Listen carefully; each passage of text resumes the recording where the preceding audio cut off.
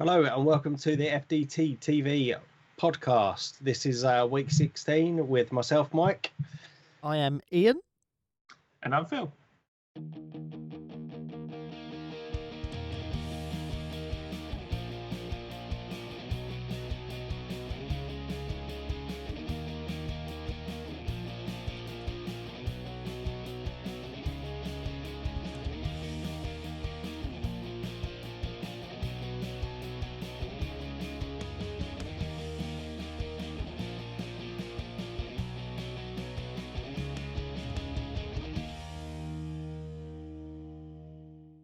And 3, 2, 1, we're back in the room. Hello, guys. Welcome back to another podcast. Thank you for joining us. Today, we are just discussing the recap from this weekend's games. So it's 3 fixtures again from the weekend. We've got a bit of a busy one this week. But so we had West Ham versus Everton. Yes. Which are going to be recapping Arsenal versus Sheffield United, and also a big game at the weekend up in Liverpool versus Man United. Yes. First things first, how have we been, boys? Have you been all right? I've been ill again. Wicked. Again? I've been ill. I still am ill. I've taken about 8 paracetamols today. Oh, no. I'll tell you one thing, though. We all got together and we had a meal. We did. Well, I didn't, did I? Come on. I had half. Yeah. I had a quarter of a meal. You looked at the bun. Mate, worst bit about it was actually really nice, but I just couldn't. Yeah. Mike's imaginary friend Khan was still imaginary. Yeah. Show up again. Can I point something out? In the background, can you see this hat? It's got my name on. It's also got a trophy on, which in a couple of weeks. Look, there you go. Look, hang on. Definitely can't see it. Oh, it is. There it is. We'll be sitting where this dog is. Because we're doing a FIFA Day trophy, and I'm going to win. You're not. I am. Mate, I'm going to take 2 weeks off of work and practice playing FIFA. The only thing you're still going to lose. The only thing you're going to be winning, Sunshine, is this. No, that's. I reckon Phil's taking that home. We're changing the format as well this time. We'll try and get some videos of it to everyone a feel. We'll do a live one at some point, I'm sure. But this one, because it's been such a time, we just need to get it out of the way and done. But we've changed the format because usually we have one team, don't we? Yeah. But Mike has very nicely done a spreadsheet apparently to record fixtures, and we're going around the leagues. So you've got to be a different team every time from a different league. I don't know whether we got to randomise it or you can pick. You randomise the league, and then you both got to pick a team from that league. Yeah, we'll just do it that way, and then we'll just have like points. Yeah. Sort of set up on a system. It's fine. But it'd be good fun. But at the end of the day, it doesn't really matter because I'm going to win. Yeah. No. And if Dan wins again, then I'm going to put forward a vote that he doesn't get invited. Because it's getting boring now. Yeah, I you know what? If he wasn't coming, I think I'd fancy my chances this year. No. You're rusty. Yeah, I think it's a 3-horse race. Because Phil hasn't played this FIFA, I don't think. No. Me and Mike did for about 3 weeks when it came out, and that's been it. But they realised how bad of a decision it was to buy it and stopped. No, it's not that. It's not that. It's just it's repetitive, and we've had other things that have been happening. Taking a priority, yeah. There's like a podcast and actually watching football. Yeah, like we usually that time would have been spent playing FIFA, but yeah, I think we should do a football manager tournament. I couldn't think of anything worse. Yeah, but mate, I would definitely win that. Yeah, and that's the reason why not to do it. 100%, I'd win every year. Yeah, well, I think we should do a Mortal Kombat tournament. I'd probably win that as well. Original Mortal Kombat, the new one. New one. Oh, yeah. Maybe I wouldn't win. The whatever original one I would, whatever one I would win. The one that the bloke leans in and goes, whoopee. I don't know if they still do that, but that was the best thing about that game. Finish him. Anyway, back to football. Uppercut. Back to football. I sidetracked you there. We are, in fact, I think West Ham and the Arsenal game were both 3:00 kickoffs, weren't they? I believe Yes. so. So we'll go alphabetically in reverse. Oh. So we'll have West Ham versus Everton. All right. Ian, give us your thoughts. There was a protest before the game. Peaceful protest. Lots of people seem to turn up by the looks of it. They even picked up some people picked up all the litter from it as well, which was very good. To protest Golden, Sullivan and Brady getting out of our club. Now, I didn't really know what it was about because there wasn't much advertising for it that I see. What I have noticed is there are lots of West Ham accounts on Twitter, West Ham related accounts. Lots and lots of them are just vile and toxic. And this was organised by kneesupmotherbrown.com, who are sometimes spot on and are sometimes just toxic fans. And it pains me to say that because that this event seemed to be reasonably well organised. It wasn't about being violent, and it wasn't about, about being toxic and volatile. It was about, as a group of fans, we want a change, which was fair enough. So good on you for that one. Just keep it that positive mentality rather than being toxic about it. And I feel sometimes that's not them, that's things that get attached to them as well. So I may be speaking a little bit out of turn, and I don't want to do that. But yeah, if I do think that Golden Sullivan has taken us to a point. I think they pardon me. I think they planned for it to go better than it has done. But they're not putting as much money in as you would expect with the sale of Upton Park or the Bowling Ground. The extra revenue coming in from the Olympic Stadium, from what they said, is going to come in. The money they save on match day costs and whatnot, because we don't own the stadium, have to sort it. That's all done within a budget that's already agreed. So I do think to a certain extent there is no going forward for them. A lot of fans have voted for us to get relegated in hopes that will get rid of them. I don't think it will. I feel like they probably would have been shocked by the amount of fans that turned up, because there was expected to be about 50 to 100, and it looked like there was at least a couple of thousand there from the pictures that I've seen.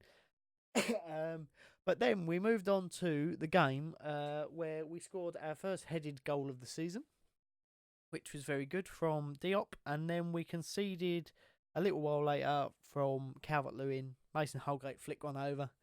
2 headed goals. Sorry, I just got to wipe my nose.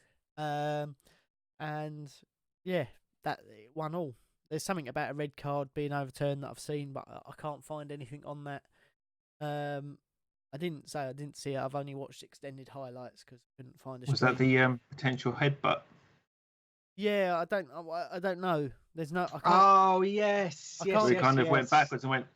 Yeah, I know what you mean now. I don't know, because I've not seen. I've watched a number of different extended highlights from different sources, and I've not seen. Nowhere's covered it, so I can't comment. It was definitely on Match of the Day, because I was watching it on Match of the Day the other day. Because as soon as Phil just said about the head going back, basically I can't remember who it was. It was that was involved. and Jesse. Someone else. So he was kind of like backing into him, right? And he just kind of like flicked his head backwards. So it went to see if it was dangerous foul play or something like that.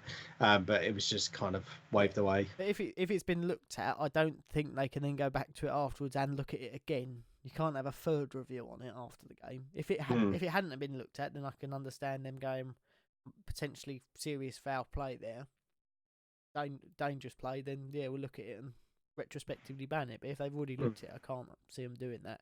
No. It was a strange one. He definitely did put his head back into the other guy's face. Trouble is, right, if you're going to nut someone, then nut them. You know, this is what winds me up about footballers, where they push and no. If you headbutt them, if you're going to take the red for a little push, just headbutt them. You know, That's what I don't get. Go big or go home. Yeah, but then you've got the other consequences of being banned. You're Whereas going to get banned anyway. No, but that's what I'm saying. You'd get banned for 3 matches Yep. for the red card. But if you're taking any kind of retrospective action on that, you could get an even bigger ban for coming in like fucking Wimbledon. Like, really. Well, no, I'm not saying that, but you know what I mean when they put their head on their head, don't they? Like, yeah. Right? And then the other person goes down, and he's like, "You're going to get a 3-match ban anyway. You're going off because you've used your head." Nut 'em. But then you might end up with GBH or something like that, and no, you wouldn't. a proper sentence. No, I can't see it. Can't see it myself. But that's all I have to say on the West Ham game, really. We've got a couple of injuries. Haller is lazy. He scored a couple of here's a point, right? Zaza got a lot of time because he did a lot of donkey work. And he was running everywhere. He couldn't score to save his life, but he put in a shift. Haller does not put in a shift, yet he scored 4 or 5 goals. And everyone loves him. I can't stand the guy. I think he's lazy. I think he's overrated. And that's, I think we are well overpaid for him. At the end of the day, you need goals to win matches. Yeah, but he's come up with them when we don't really need him. We've already been like 1-0 up, or they've not been like match-winning goals. There's always been other goals in the games, but if he put in the effort as well, then I'd give him a pass. You're not going to score every game, but you're just not putting in any effort.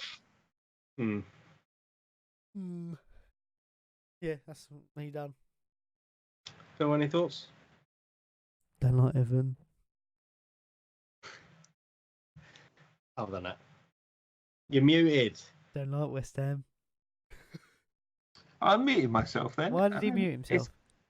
Because the lovely wife was doing some bits and pieces. Oh. You don't want to hear what she's doing. As lovely as she is. I think Haller is lazy. He had some terrible misses. He's killed 4 children in the third row in the last couple of weeks. I mean, if he was any other Premier League striker, you'd have a few more goals. He's had opportunities and chances. It's not taking them. He's not clinical. He's one of those players who needs 15, 16 chances a game to score 1. It's not going to happen. Unless you're playing for Liverpool or Man City, you're not getting that. You're getting 1. You got to put it away. Hashtag Pookie Party. It's not Party anymore. Right, let's move on then. So we'll move on to the next game now, which is my boys, Arsenal versus Sheffield United. Another disappointing result and an average display from the Gunners.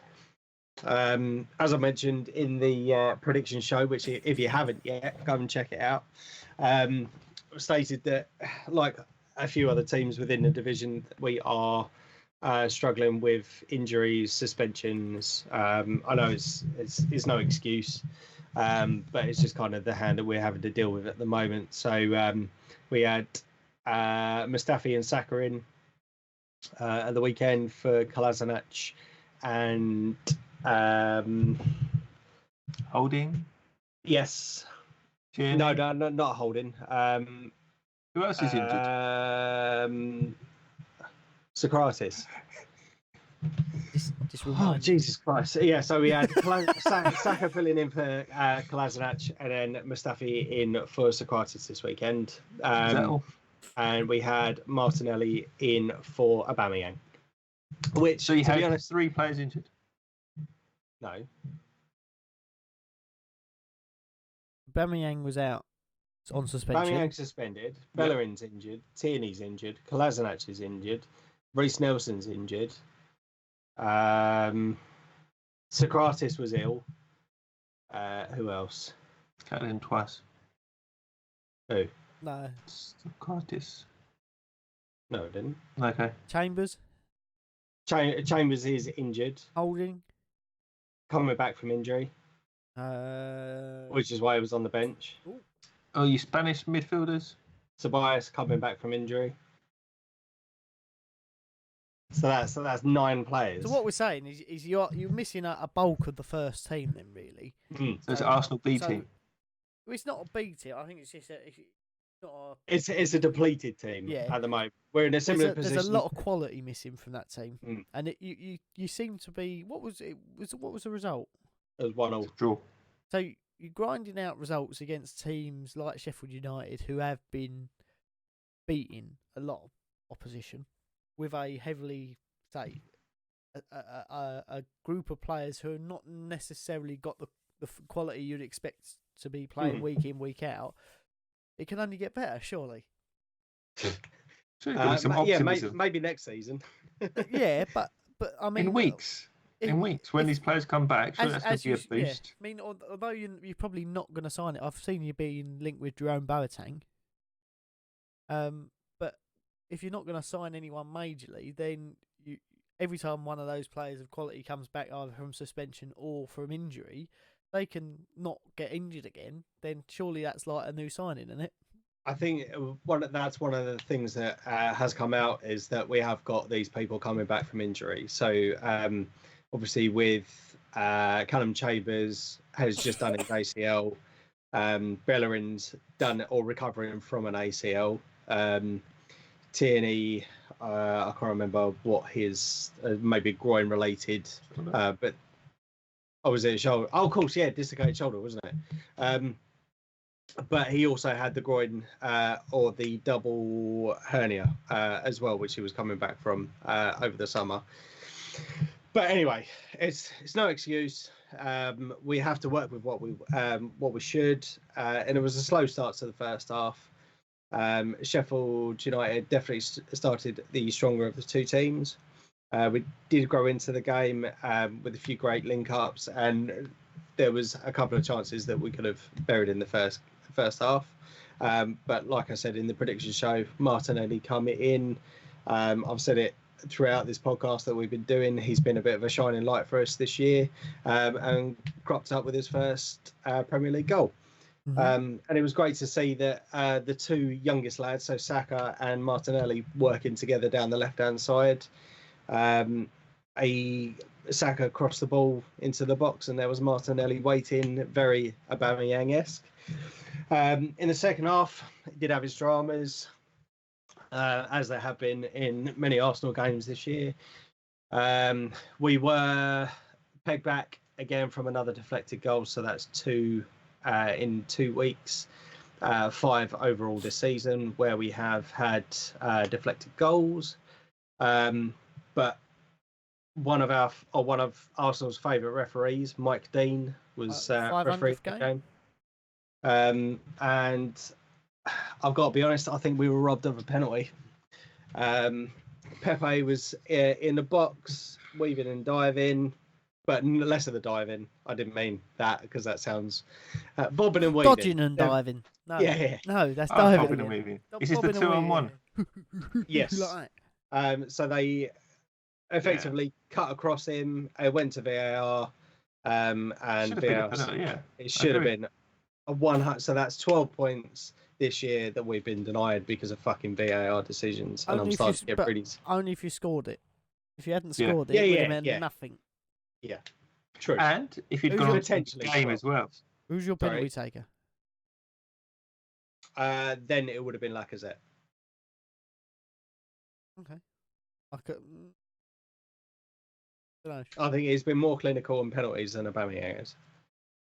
But then there have been games that we have had penalties and Lacazette hasn't had them or wasn't on the pitch. Yeah. So, but yes, so we were robbed of that penalty. And to be honest, I thought maybe I was overreacting, but I thought definitely 100% nailed on penalty. And from what I was listening to on the commentary, they couldn't believe it. I was interested to see what the comments are on Match of the Day. Funnily enough, I was actually around my dad's in the evening watching Match of the Day. And he was like, no, he's dived. I was like, no, shut up, you're wrong. And both got his legs. Both Ian Wright and Alan Shearer, I think it was, said it was nailed on penalty. and we've been hard done by. But that doesn't dismiss the fact that we should have taken other chances that we had in the game, plain and simple. So for the first 10-15 minutes, Sheffield kind of dominated the game, and the last 10-15 minutes they dominated the game again, and I think they could have gone away with the win. So yeah, we've got another point, another abysmal performance from us. I mean, there's definitely positives that we can see. They are trying to work hard for the manager, but they're just not fit enough to maintain the pace for the whole 90 minutes. And yeah, that's. I think we do need to be bolstered in defence during this transfer window, even if it is a loan, if we can get loans. Because next year we've got the likes of Saliba coming back in. But yeah, I think this year is definitely a writer for us. If we can get a good run in the FA Cup and if we can get a good run in the Europa League, I'll be happy. But I can't see us doing anything else. That would potentially be a route back into the Champions League, though, would it not? Only if we win it. Yeah, but you've got the potential to win it. You've got the quality in your squad to be able to win that tournament. There's some players there that can make a difference. But that's what I'm saying. On paper, we should be doing a hell of a lot better than what we are. Yeah. So I don't understand. So should Chelsea. So should Tottenham. So should Man United. Yeah, and I agree. But I just don't see us doing. But I would say the Europa League is an easier way to get into the Champions League than finishing top 4 is now. Well, it's more realistic. Yeah, and so what would you not think? Get some of the younger players maybe bedded in, give them a few more minutes in the Premier League because you're not going to get relegated. Give it a sort of a write-off season for that respect, and then just go hammer and tongs in the FA Cup to get to the final, and in the Europa League, and then see what happens.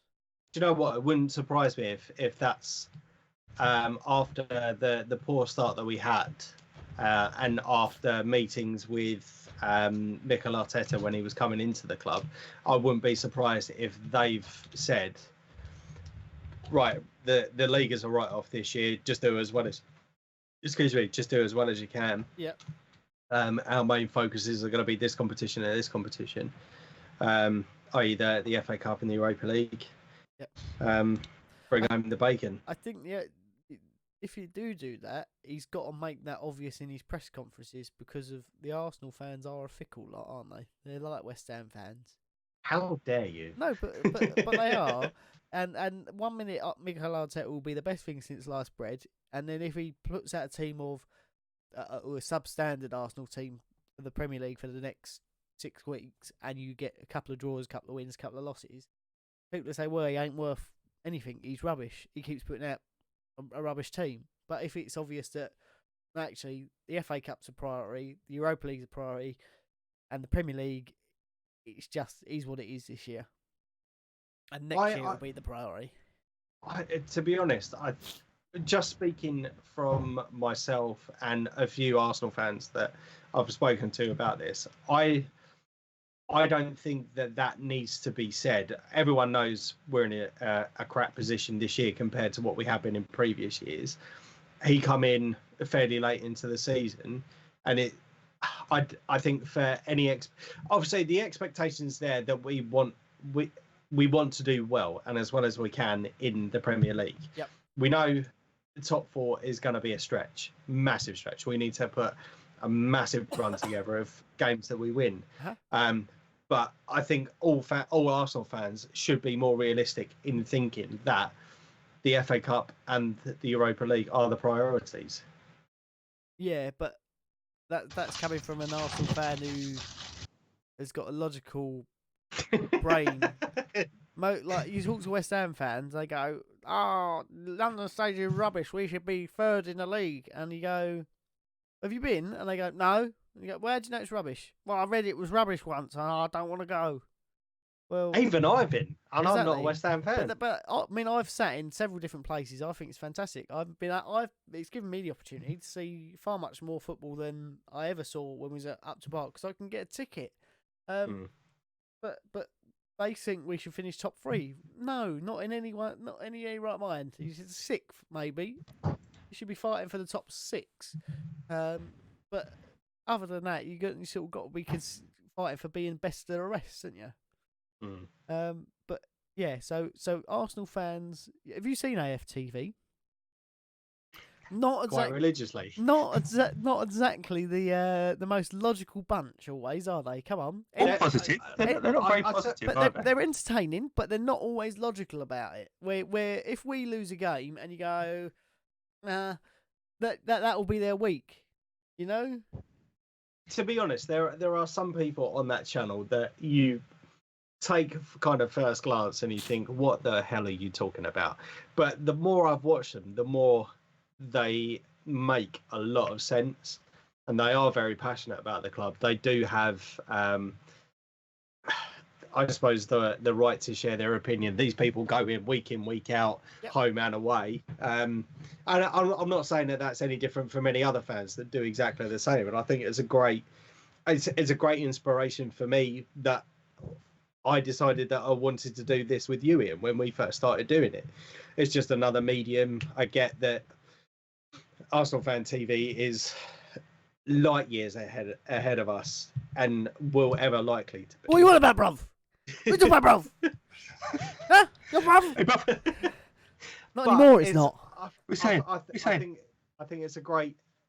Big rap, bruv. Great. But there are people on that channel that do come across as, or can come across as, a bit of an idiot, but they do have passion, quite valid opinions. I think quite valid points. I think some of it is entertainment value, and it's put on, isn't it? It's personified for that cause.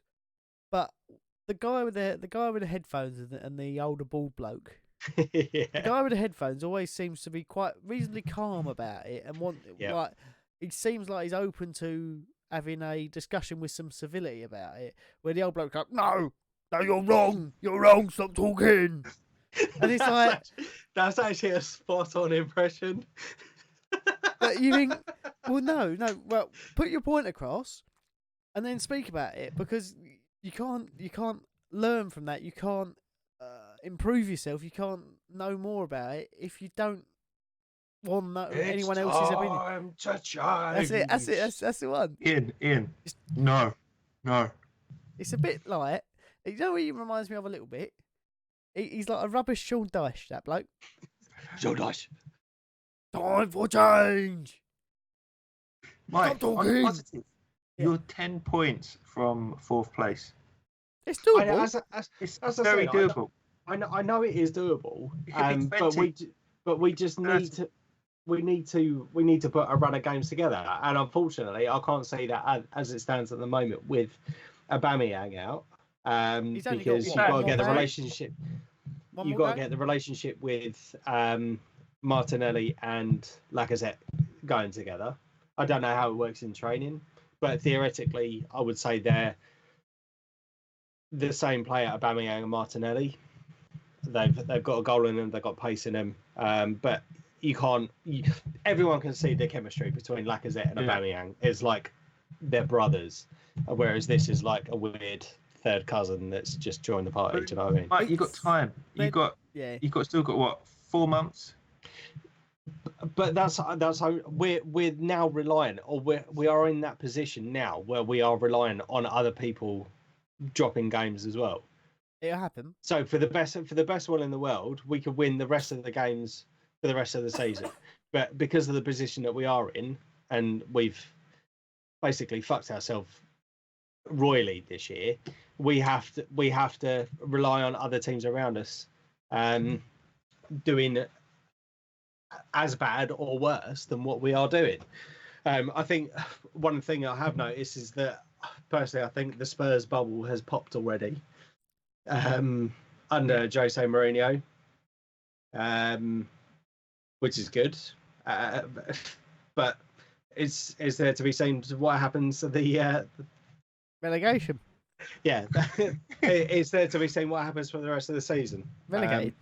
I still think that Spurs will finish above us this year. I think they should have a points deduction I do as well. for no other reason than And they're Spurs. yeah, exactly 15 points for a minimum. I think that's fair. Yes. It's not too many, but it's enough. Yep. You heard it here first. But that's the roundup I've got from the game. Any thoughts, opinions, you guys? I thought, yeah, very similar. I thought you could do a lot better. When I watched several highlights of the game, it seemed a bit Flat. Flat, negative at times. I think you did try. You gave them your best. You did try them. I definitely agree that should have been a penalty. You were unlucky in that sense, but I think they had enough in them to keep you to a draw, which is a shame because it's a team that's new up out of the Championship, and they're taking on one of the Premier League giants. But I feel like Sheffield United though are very good at, and they've done it to a lot of teams. They have you come out and go, right, we're going to win this, we're going to play this way, and they just nullify it. And they go, no, you're not playing like that. You're going to play how we want you to play. And we're going to make it very difficult for you. Oh, you're going to change formation? Okay, that's fine. We'll just press you even more. And I feel like they don't get enough credit. No, I agree. You think if you look at their wage budget compared to like where they are in the league, they're doing incredible. Mm-hmm. And what other teams have done, they've come up and spent £100 million. Yeah. What, 2 teams did that last year, and they're not even around. And Villa did brought in a lot of players this year as well. And I know they've got a bit of an injury crisis, but it's an ethic, isn't it? It's very much. I mean, Eddie Howe is I'm not Bournemouth have gone a bit sideways this year, but when you look at them and Burnley, who work on a smaller budget, they bring in players with work ethic that they think is going to fit into their club, and very rarely do they get it wrong. Well, I feel like Chris Wilder's got that going on at Sheffield. He's got a certain work ethic, and when he speaks to you, if he doesn't like what he's hearing, yeah, it's on you. You can be Ronaldo, don't matter. Yeah. Although Ronaldo's got an incredible work ethic, so bad example. You both may not or may agree or may not agree, but I think we've got the similar philosophy at Liverpool as well. Oh yeah, you have, yeah, 100%. But that's why you are where you are, because you've not necessarily in every position got the best player, but you've got a player who will make up work. Yeah, it will make up that gap in just sheer hard work. Like the Leicester team that won the Premier League a few years ago. Yeah, it was just that was a bit of grit and a bit of hard work and a little bit of luck. So on that note, as Phil very kindly moved us on to the next fixture, I think the biggest game of the weekend. I don't think it's as big as what it has been over previous years, but the atmosphere was good. Liverpool versus Man United. Take it away, Phil. Yeah, big game. The big game. The classic derby, if you like, rather than Man City, Man United, or Liverpool, Everton. It's been for the last, 20, 30 years now. It's always been Man United, Liverpool. And by my recollection, we won it 8-1. But the actual scoreline was completely different. And it was actually 2-0 to us. Yeah, FIFA don't count. I wasn't even on FIFA. I was just totting up the amazing chances that we had that we just didn't put in the net, and goals that were taken away that shouldn't have been. Oh, Man United did okay. Am I here? Yeah, you are. Yeah, you're back. You're back. Freezing a little bit. Always good fun. So we started strong. We pushed them. Got an early goal from a nice set piece. Trent again delivering a superb corner, and the beast in the middle, Van Dijk, coming in strong and getting a header in straight away. So no one's going to beat him. It's like he's reading fan fiction, isn't it? The beast in the middle. It was the legend that is Van Dijk. They can't take hold of him. Literally, Man United zonal marking. It was horrendous. I watched a little clip of a Man United fan live streaming the game and doing his opinion on it, and he just went mental. He was like, "Oh, zonal marking! Oh, what are we doing?" He doesn't like zonal marking. It's a bad system, I think, zonal marking. Yeah, never liked it. Man for You man. did it for years, Mike. I know, that's why I'd never liked And it. that's why they always finish fourth. But you can't do it. Literally, zonal marking, it just allows the attacking team just to attack you and get around you. They know where the ball's going. They can beat you to it. And you're more than likely going to lose some goals. So, good on you. Shortly after that, bit of controversy. I think Van Dijk, unlucky against De Gea. De Gea made a meal of trying to catch a ball. Firmino had a great finish, curled it round a few defenders into the net. And unfortunately, the ref and VAR didn't think so. So they scrubbed it off. Terrible, terrible. I feel hard done by that. Do you know what? I nearly turned it off at that point. Yeah. I was like, what's the point? Liverpool going to just win it anyway. But no, to be fair, I disagree. I think it was correctly chalked off. I think it was an intentional foul. Intentional? He was watching the ball the entire way. Yeah, but jumped he knew and what he then was doing. brought his arms down, so he wasn't actually going to try and impede the goalkeeper in any way. Oh, And the goalkeeper could have easily grabbed it. No, see now, I disagree. having played in goal, I've got a slightly different opinion on this. I think it was very soft to be given as a foul. I think Van Dijk is a very, very clever player, who knew exactly what he's doing and what he could and couldn't get away with. But also, as a goalkeeper, De Gea has got to put his knees in the back of Van Dijk's neck on the way through and get the ball. He's got to clear him out and then go, "Oh, you're injured with a broken neck. Oh, sorry, you shouldn't have been standing there. I was going to catch the ball." It's just you've got to clear him out because once you do it once, you've asserted your dominance in that area. You look at Peter Schmeichel. What would he have done? Van Dijk would have been in a heap, and he would have intentionally tried to land on him and gone, "You want to try it? We'll play that game. I'll take you out every time." Yeah. Danish bacon, yum, yum. But then But that's only half the story. I mean, he did punch it out to a Man United player who then decided to it was try awful. and Yeah, play it out and get robbed. Yeah. Simple as that. yeah. No, it was. He could have easily got rid of it, but didn't. I think Man United had a few chances for the game they didn't take. I think it's Pereira. Yep. Had one just inches too short. If he was longer, a taller guy, he would have been better. I think De Gea had a great game. He kept it lower. I think there could have been a couple more goals, which he made some great saves. One from Henderson, which he pushed onto the bar. One from Mo with his foot, and really good saves. I think Alisson didn't really have much to do, apart from the last minute of the game where he assisted Mo in a great clearance. And I think Mikey said this in the podcast that James should have just taken Mo out. Yep. It was like 10 seconds left of the game to play. If you take someone out and you're going to get a red card. Valverde did it. They're going to erect a statue for him. But that was at 1-1. You're at 1-0 down. You've got 10 seconds left. The opposition have got the ball. It's just no point in trying to take someone out because you're going to then the game's going to finish in 10 seconds. No matter what you do now, they're still going to have possession because it'll be a free kick. But you're going to lose be 1-0. missing 3 games and you're going to lose 1-0. Yeah, but I'd rather lose 1-0 than 2-0. Doesn't matter. Goal difference account. A goal difference can be vital at the end of the season, considering how shit teams have played this year. Man United are like 30 points behind us. We're not talking about winning a league, like for a Champions League place or Europa League place. I think it could come down position, to every position there's a financial consequence for, and that 1 or 2 goals could make a difference in a final position come towards the end of the season. I feel like you should have just taken him out. Yeah, I personally, I would have. Take one for the team.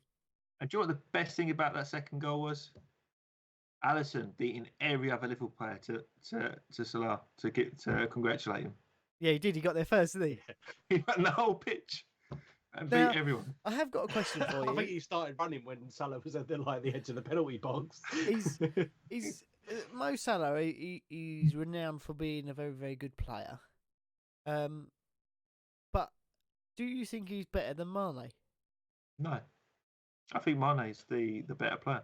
Why is Salah held on such a high pedestal? Is it just because he's the one who puts in the goals? I think it's because of his first season. He had an electric first season. But without Mane and Firmino, he wouldn't have scored that many goals. No, and the same with the other two. They don't score that many without the others. Yeah, they're a collective. They work so hard together to give it the opportunities to each other. So, saying that, there has been the rumour that after this year, that Salah may be going. Do you think that he will succeed elsewhere? And who, if he did, who do you think you'd replace him with? I think he will. He's the player who will now succeed in most teams. Okay. With the type of player he is, he will take on defences. He's got the work ethic just to attack, and make opportunities. He's got the skills to again cut in, take on defenders, run around them, run through them, cause some trouble. So he's got the ability there to do that anywhere. If it's here in Spain, in Germany, in Italy, I think he's going to do well. As to replacing him, yep. Would you go like with Harry Wilson, bring him back from off loan and? I don't think he's at that level. I think you would need to reinvest the money, and I'm a particular fan of Jordan Sancho. I would like to see him in that position. He plays in a similar position now. Yep.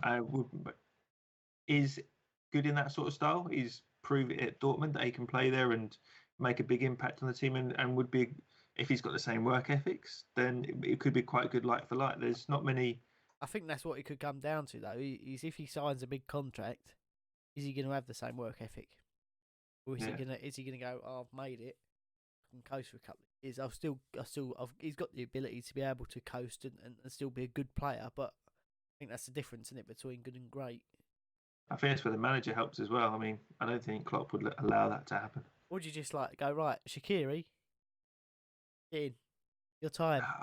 Time's now. I don't think he's at that level. I mean, Shaqiri is an absolute beast of a player, but I don't think he's got the whole season there. I think if you're going to get him in, you need to share the season with someone else. Origi? No. No. Origi's a centre forward. You've got that Minamino, haven't you? He looks like he's going to be like the backup for Firmino now. Yeah, Minamino's he's going to prove some time. He might even play in the FA Cup at the weekend and prove his abilities. But that first game he did play he had a good 70 minutes, very strong time. Yeah, he looks like a good player. I don't know whether he'll cope with the physicality. I think that'll be a bit of a shock for him to start off with. Yeah, and we've also got Harvey Elliott. He could play out there on the right. 16, but I think too early again. I think he needs a few more years before he can crack the Premier League. So you'll need someone for maybe two years at least. Fair enough. So it may not happen. You may just keep Mo Salah for the next 5 years, but from rumours, it's just interesting to think about, isn't it? That's the thing. They're playing so well. Even Mane, he's playing incredible. You are going to get the likes of Real Madrid, Barcelona, Bayern Munich, all coming in with outlandish bids, maybe even Juventus, and saying, look, we've got the money. Here's 150 odd million for the player. You've got to then wait up to see what is actually best for the club. I think I'd be more concerned about you losing Mane than Salah, to be fair. Yeah. I think he creates more. He's so quick. Not many people can keep up with him. Right. I can. You can't, mate. We're gonna have to do this running again, aren't we? Yeah, have you seen this Running Man challenge, mate? I am rapid. Yeah, but that's when me and Phil were fat. Well, so was I. Yeah, but he's got quick feet. He's got shorter legs than us. Yeah. What the hell's that got to do with anything? Let's travel up and down. Low centre of gravity, which if you divide that by the vector of 7, means that you're quicker. Yeah, your feet have got less distance to travel up and down. You forgot about adding in the quantum theory of relativity. Oh, and the parallels. Yeah, sorry. Yeah. I relativity and the quadrangles. Carry the 4. I don't know what I'm doing. Square root. Yes. So speaking of challenges, how you boys getting on? We are nearly 3 weeks into this weight loss challenge. You feeling good? You feeling fitter? You feeling no? I weighed myself halfway and I was disappointed, so I've deployed a secret weapon. Come on, what was your Diarrhea tablets. Prune juice. Well, I'm going to say the first week I was quite pleased at with just changing my diet slightly and amending things, and it went very well. Second week, added in some exercise. Didn't weigh myself because I ended up getting really ill, and then I was ill, and just as I've got better, I've now got a stonking cold. So yeah, not impressed. Apparently, I keep getting told that I look really skinny, but I don't feel it. I've actually recently started getting compliments about the weight I've lost. Apparently, you can see it around my face, around my gut, which is nice. I got to admit, I did start having a bit of a panic attack earlier, just because we are nearly 3 weeks into the challenge. Yeah, we've got just over a week to go. Who is going to lose? Is it going to be me? I was like, 10 days as of today, haven't we? Something like that. Oh, 11 days. Yeah. Yeah, Well, it's a weird one because I'm counting it Monday to Friday, but it's not, is it? No. It's like Wednesday to Wednesday, and then the last week is Wednesday to Friday. The weird one. Because there's almost 5 weeks in. Well, there is 5 weeks in February. So yes, or January. The time is marching on. So, what do you weigh currently? To be honest, mate, I haven't weighed myself. Phil, what did you weigh in at? Question marks. I really don't know at the moment. I weighed in at 54. You just said you were disappointed, so don't give us that crap. Yeah, that was like a week and a half ago. Yeah, so what were you then? Come on, I told you after week 1, I'd lost 7.7. I was 2 kilos down, and I was like, "What? This isn't great." Yeah, but I think once you shift the first one, it gets easier. It's just, but I was wearing less clothing as well, so I was like, we'll see. I think the thing is though, is although we're doing a challenge and there is a forfeit which has to be carried out, I think overall we'll all just push on. It's that kickstart for the year to actually get in better shape and do more stuff, isn't it? And that's exactly how I've just started kind of rationalising it, because when you're preparing to lose, it's a bit of fun. It's a bit of fun. Don't worry, Mike. It's a bit of fun. Yeah. It's just. I'm wearing a Tottenham shirt, but it's a bit of fun. No, that'll never let you forget. I will admit, from the back end of last year, my eating habits and my sedentary lifestyle, shall we say, was absolutely shocking. There was a couple of years ago, I was running 50, 60 miles a month. Yeah. No one knows why. All these medals to prove it and stuff. I filled out the paperwork for that too.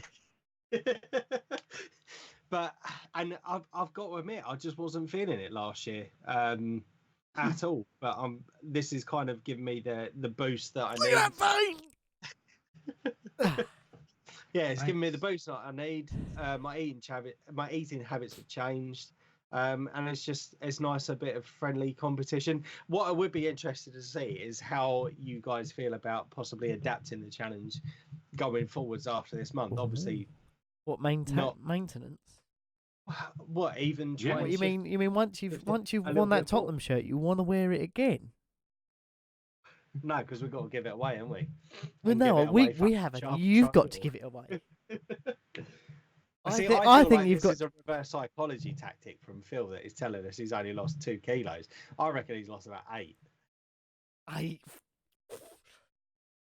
Yeah, but I'm had it, baby. The trouble is, right? What you've got. Are you prepared to cut your own legs off? I am. Because I reckon that's a good half my body weight is in my legs. I've got mine's definitely the gut.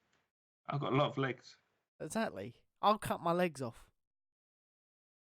Can you reattach them? No. They're gone. See it forever. But I'm only doing that because my favourite character is Legolas. So. Hey. Don't do anything you can't make a pun out of. Boom, boom. So, are you feeling positive going into the last? No, I'm ill, and I feel fat. Okay. I'm gonna hit the gym a few times more this week. Get the sweat on.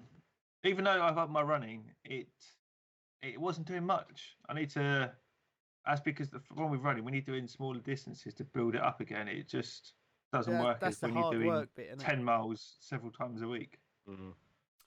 It's all a bit of fun. So what we get this out of the way. We have got, obviously, we will have 3 videos coming out. No, 4 videos. One with the weigh-in and the winner and the loser, and the person who's just relieved that they didn't lose. And then we've got 3 videos. I don't know how they're coming along, boys. Mine is I'm really happy with the video. If you ask me, how am I happy? Am I happy with my video? Yes. Am I happy with what else is going on in my life? No. But your diary's going well. Yeah. I'm actually I've got to admit, because I had such a hectic week last week, with working away, seeing you boys, was out for what happened Thursday? You went to the toilet. Something happened Thursday. I was out again on Friday. It was away again at the weekend. I didn't really have much to report in the diary this week. I mean, I've been to the gym today, done 3.7 miles today, which I'm really happy with. So I've got that video to upload, but I haven't done as much as I wanted to do. Dieting wise, I've been absolutely fine with. It's just the exercise part I haven't done as much as I've wanted to do. I've been snowboarding once. And then I got really ill. I'm glad I didn't get ill while snowboarding, because that would have been messy. Yeah. Would have kept me warm, but would have been messy. That storm last week was a mental mess. Mm. Yeah, that stopped me going out. I didn't want to get blown around. Yeah, that wasn't actually a storm. That was me being ill. That was what was coming out of me. 100 mile an hour winds. The thing is, though, a stomach bug can be really good for weight loss. No, it weren't though. It weren't good for weight loss, because when I didn't eat well, but when I did, I then had like a big meal. I've been eating like a lot of pasta because it's the only thing I seem to be able to eat, and yeah. So it's not great, but it is what it is. It's all a bit of fun. Yes, it is some fun. Looking forward to taking someone to a stadium to buy a shirt. I'm really hoping it's one of you two. It's not going to be me. I told you, I'm prepared to chop my legs off. Told you this. Well, I'll make sure I've got the GoPro ready and the camera ready. Yeah, I don't know. That'd probably have to go on Live Leak, wouldn't it, rather than YouTube? Yep. It's community guidelines. There's none on Live Leaks. Or on Reddit, I don't think. Right. I think that's drawn to a natural conclusion. Yeah. What's up next? Next we have that's it. Yeah. Till next week. When is Liverpool West Ham? It's next week. Next Tuesday. So we will have the final skill score of what we have already got done before we do some more. So that will come out next week then, if that's when that game is. We have to prepare because it is coming up for the NFL draft. And Super Bowl 2. Yeah, and the combine. So we have to do some fitness stuff around that, I feel. Who's most likely to get drafted? Who's going to rate the highest? I feel that should be a video. I suppose it depends on what skills we're going to be putting on. Well, just the natural fitness one. So the 40-yard dash, the agilities, the free cones. Yeah, I've got some equipment there, mate. We've got it all sorted. A broad jump. No, I'm up for it. I think that's what way it needs to go. But I will just say, I don't think I'm eligible to be drafted. But if you want, can be as a foreign player. Yeah, I mean, sign me up. I'll give it a go. There's many English players who've gone over. I can kick a ball, I can catch a ball, I can throw a ball, and I can run. You can hit cones. I've got elegant knees, so I can change direction rather quick. That's where I fall down because I've got bloody glass ankles. I'm Yeah, right. you do just fall down. I'll run it. Look how quick that. Look. That's how quick my movements is from side to side. Look like you're wearing Juking a everywhere. helmet. Is it Oh, me no, or was wait, Ian no, got wait. Jack Grealish hair today? Yes. Well, Jack Grealish's got my hair. My hair's a lot longer than Jack Grealish's. I've had this hair. I just not got it up today. I've just slicked it back. Yeah, I have got Jack Grealish. And he's wearing claret as well. Jack Grealish. the right side claret. Yeah, I feel we've run our course with this, haven't we, lads? Yes, we're just spouting absolute Nonsense. tiswads now. But yes, thanks very much for watching, guys. Check out our Twitter handles above us. Like and subscribe. Check out our other videos. As Ian mentioned, we've got the Skill School coming up for Liverpool West Ham. Yep. We've also got the other Skill School videos. Expect no skills at all. Predictions. We've got the predictions show that comes out weekly as well. So for now, I've been Mike. I've been Ian, but just quick, can either of you hear that? You hear that? Yes, here we go. Go on. It's the bell icon. Put it on. Ding, ding, ding. It'll give you little notifications to tell you when our videos go up. Good one. I thought it was going to go, yeah, that's the sound of me winning, bitches. Which is silence, yeah, that rapturous applause. This is the sign Right. of Yeah. me winning. But until I do win, Yeah, good one. in fairness, I think I should get a minus £3 off my weight anyway, because I like my video. Well, I like mine, so I should get a +10. You could have a +10, I'll give you How that. about the fact I don't like mine, so I'll be minus 50. No, but that doesn't make sense, because if I'm minusing weight off and you're plussing weight on...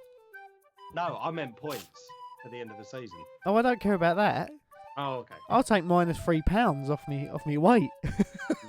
No, I meant... You could have +10 points, I don't care. Are you having pockets, by the way, Ian? Pockets? Yeah, so I can slip some weights in. to be fair, Mate, I'm weighing in naked. We were going to do that on the original weigh-in. We were going to go weighted pockets. But I was the honest one and talked Ian out of it. You didn't, he chickened out of it. I was worried that when my shorts it would eventually drop, you'd hear a clunk. Smashing your toaster shreds. Right, should we sign this off? That's it. Nice one. Thanks very much. See you later.